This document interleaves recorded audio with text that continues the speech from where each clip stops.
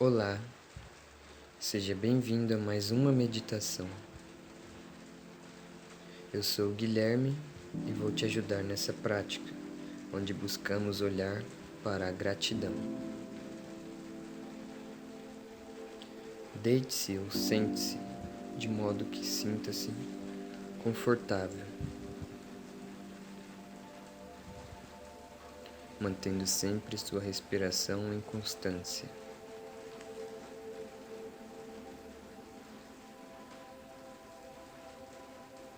Inspire bem e solte o ar pela boca. Sinta como seu pulmão recebe esse ar.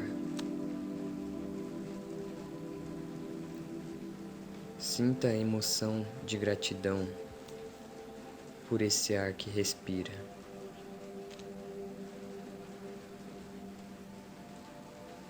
Gratidão pela cama ou a cadeira que está envolvida. Gratidão pelo ambiente que você se encontra. A gratidão pelas pessoas que te amam.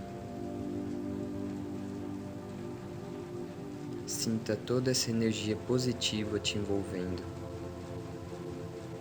e te trazendo um momento de paz, de calma, de alegria. Essa energia se expande cada vez mais. Gratidão por viver, por estar cada vez mais vivo e cheio de esperança, de amor no coração e de boas vibrações. Perceba como o universo está a seu favor.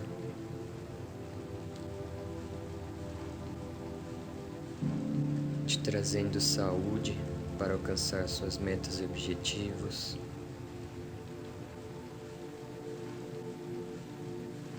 Te trazendo mais calma para executar suas tarefas com êxito. Trazendo mais oportunidades,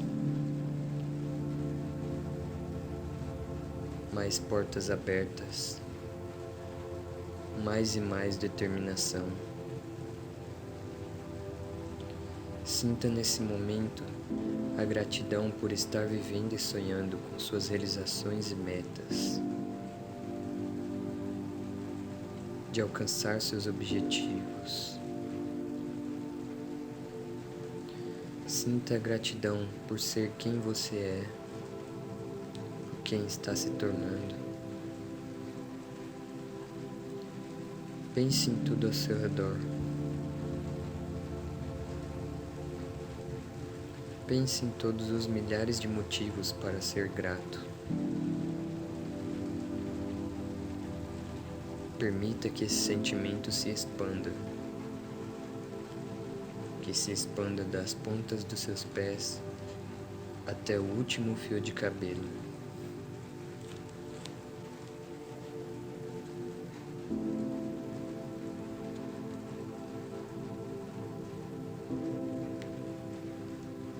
Ouça essa meditação quantas vezes te for necessária. Fico por aqui e muita gratidão. E até a próxima.